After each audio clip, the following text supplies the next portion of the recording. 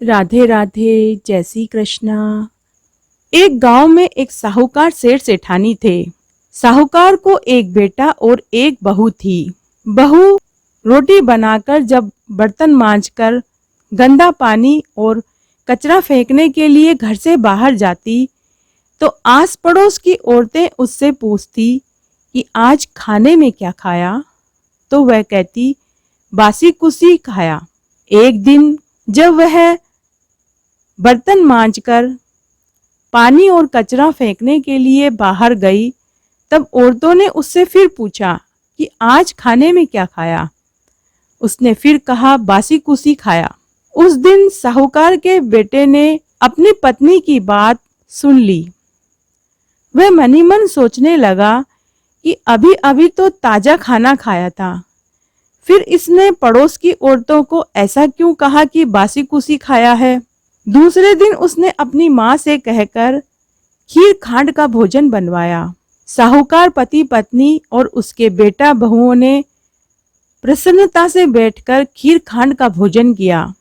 उस दिन जब बहू बर्तन मांजकर कचरा फेंकने बाहर गई तो उसके पति ने उसका पीछा किया। उस दिन जब औरतों ने उससे पूछा कि आज तुमने खाने में क्या खाया, तब उसने फिर कहा बासी कुसी खाया। उस दिन उसके पति को उसके ऊपर बहुत गुस्सा आया। वो मनी मन सोचने लगा कि अभी अभी तो खीर खांड का भोजन खाया है और फिर भी ये पड़ोस की औरतों को कह रही है कि ये बासी कुसी खाना खाकर आई है। इसका क्या मतलब है?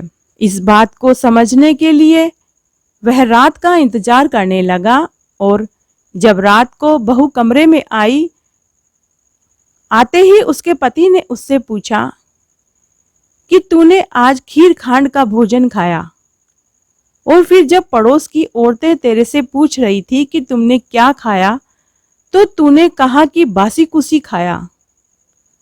तूने ऐसे क्यों बोला? तब बहू हंसते हुए और मुस्कुराते हुए बोली कि आपके दादा परदादाओं की कमाई हम खा रहे हैं, आप तो कमाते नहीं हो, मेरे लिए तो वह खाना बासी कुसी ही हुआ है। यह सुनकर लड़के को बात की गहराई समझ में आई।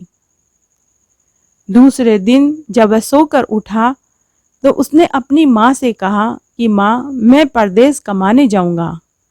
माँ ने कहा कि बेटा, हमारे पास इतना धन है कि 7 पीढ़ी बैठकर खाए तब भी धन खत्म नहीं होगा, तो तुम कमाने क्यों जाना चाहते हो? लेकिन बेटे ने जिद पकड़ ली और बोला कि माँ, मैं तो परदेश कमाने जाऊंगा।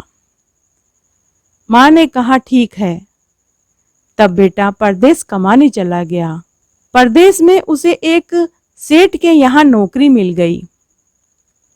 कुछ ही दिनों में वह सारा कामकाज संभालने लगा। सेठ ने अपना सारा कारोबार उसके ऊपर सौंप दिया और वह खुद तीर्थ यात्रा पर चला गया। इधर ससुराल में सास ने बहू से कह रखा था कि दिए की बुझावे तो चूल्हे की मत बुझाना और चूल्हे की बुझावे तो दिए की मत बुझाना। लेकिन एक दिन दोनों ही अग्नि बुझ गई। तब बहू पड़ोस में अग्नि लेने गई। उसने देखा कि पड़ोस की औरतें किसी माता का पूजन कर रही थी। उसने पूछा कि किस माता का पूजन कर रही हो और किसका व्रत है और इसके करने से क्या फल मिलता है? तो पड़ोस की औरतें बोली कि हम चौथ माता का व्रत और पूजन कर रहे हैं। इस व्रत को करने से बिछड़ों का मिलन होता है, निपुत्रों को पुत्र प्राप्त होता है, कुंवारों के ब्याह होते हैं, घर में अन्न धन के भंडार भरते हैं। इस पर साहूकार की बहू ने कहा कि मेरा पति भी परदेश कमाने गया है, बहुत समय हो गया है, वो अभी तक वापस नहीं आए हैं।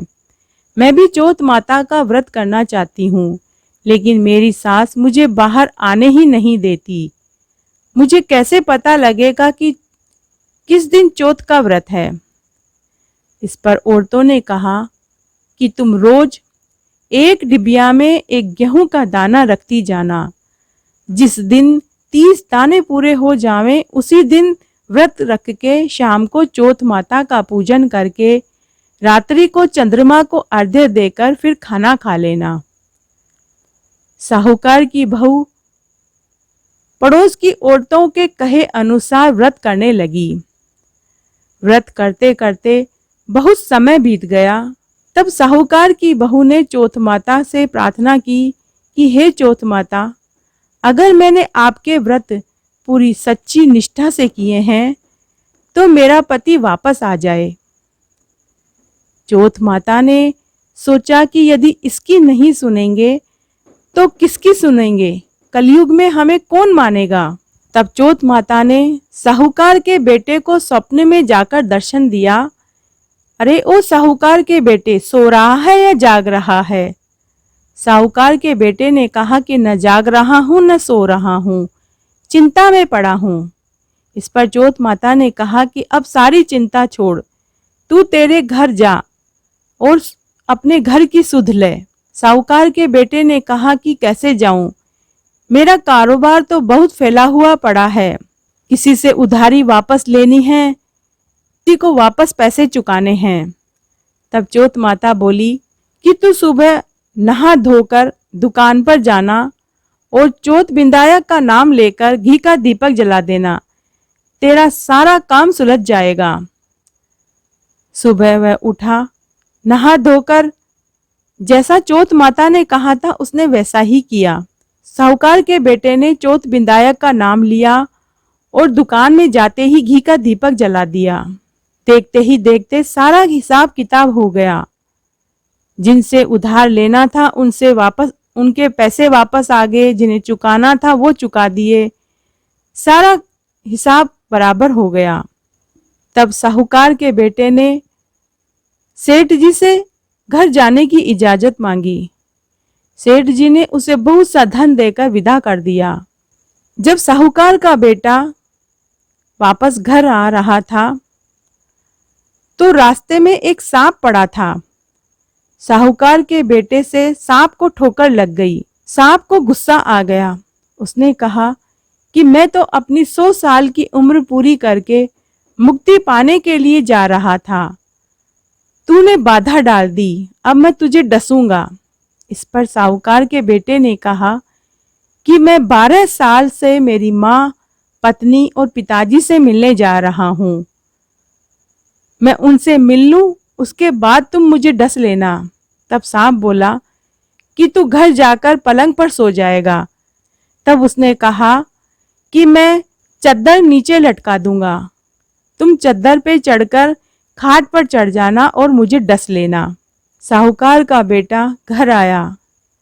घर आने के बाद वह उदास बैठा था। बेटा कुछ नहीं बोला। साहूकार और साहूकारनी ने अपने बेटे से उदासी का कारण पूछा, लेकिन बेटा कुछ नहीं बोला। साहूकार की बहू बड़ी ही होशियार थी, उसे सारी बातों का पता था। उसने कमरे की एक सीढ़ी पर दूध, दूसरे पर चूरमा, तीसरी सीढ़ी पर बालू रेत और फिर इत्र, फूल आदि 7 सीढ़ियों पर 7 वस्तुएं रख दी। आधी रात को फुफकारता हुआ सांप आया। सभी वस्तुओं का आनंद लेते हुए खुश हुआ, लेकिन वचनों से बंधा हुआ था, सो डसना तो था ही। विंदायक जी ने सोचा कि इसकी रक्षा नहीं करेंगे तो कलयुग में हमें कौन पूजेगा। चौथ माता तलवार बनी और विंदायक जी ढाल बने और जैसे ही सांप डसने लगा उसे मार दिया। साहूकार के बेटे को नींद नहीं आ रही थी। सांप के मरते ही उसने अपनी पत्नी को उठाया और चौपड़ पासा खेलने लगे। सुबह देर तक जब बेटा बहू नहीं उठे तो माँ ने कहा कि बेटा तो थका हुआ था पर बहू क्यों नहीं उठी। साहूकार और साहूकारनी ने जाकर देखा तो वहां खून ही खून फैला पड़ा था। तब साहूकारनी जोर जोर से चिल्लाने लगी कि मेरे बेटे बहू को किसी ने मार डाला। तब कमरे के अंदर से बेटा बोला कि माँ, हमारा बेरी दुश्मन मारा गया है, यहाँ सफाई कराओ तब हम बाहर आएंगे। माँ ने पूरी सफाई करवाई और वे बाहर आए। तब बेटे ने अपनी माँ से पूछा कि माँ, मेरे पीछे से किसी ने कोई धर्म कर्म किया था या कोई व्रत किया था तब माँ ने कहा कि बेटा मैंने तो कोई व्रत उपवास नहीं किए, ना ही मैंने कोई धर्म कर्म किया। तब साहूकार की बहू बोली कि मैंने किया था। सास ने कहा कि तूने कब किया? तुझे मैं रोज 4 समय का खाना देती थी। बहू बोली मैं हर महीने में एक चौथ का व्रत करती थी। सुबह का खाना मैं पानी वाली को देती थी, दूसरे समय का खाना मैं गाय के बछड़े को खिलाती थी, तीसरी बार का खाना मैं उठियाने में गाड़ देती थी और चौथी बार का खाना मैं चंद्रमा को अर्घ्य देकर खाती थी। और हर महीने बनिए की दुकान पे से घी और गुड़ भी मंगवाया था। अगर आपको विश्वास नहीं है तो आप जाकर देख लीजिए। सास ने पानी वाली से पूछा तो उसने कहा कि महीने के एक दिन यह रोटी मुझे देती थी। बछड़े से पूछा तो उसके मुंह से फेफ के फूल गिरने लगे। उठियाने को खोदा तो उसमें सोने की रोटी मिली। बनिए से पूछा तो उसने भी कहा कि महीने में एक बार मेरे यहाँ से घी और गुड़ जाता था। फिर बहू ने कहा कि मुझे अब बैसाख की चौथ का उद्यापन करना है। सास और बहू ने चौथ माता के व्रत का उद्यापन खूब धूमधाम से किया। सभी बहन बेटियों को, नाते रिश्तेदारों को, भांजे भांजियों को, दोते दोतियों को और गांव परिवार के सभी लोगों को बुलाया गया। हे चौथ माता, जैसा आप साहूकार की बहू के ऊपर प्रसन्न हुई, उसकी सभी मनोकामनाएं आपने पूरी की, वैसे सबकी करना, कहने वाले की, सुनने वाले की और हुकारा भरने वाले की। घटती हो तो पूरी हो तो परवान चढ़े, भूले बिसरे नाम तेरे भंडार में भर। अर्घ्य देते समय क्या बोलते हैं वो मैं अब आपको बताती हूँ।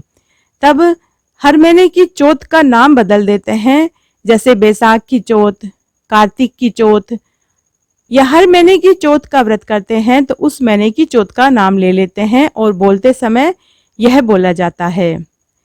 चांदा हेलो उगियो, हरिया बांस कटाए, साजन उबा बारने, आखा पाती लाए, सोना की सी सांकली, मोत्या को सोहार, चौबाती को दीवलो, 4 पहर की रात, आम तले मारो सासरो, नीम तले मारो पीर, बैसाख चौथ का चांद ने, अरग देवता, जीवो वीर भरतार।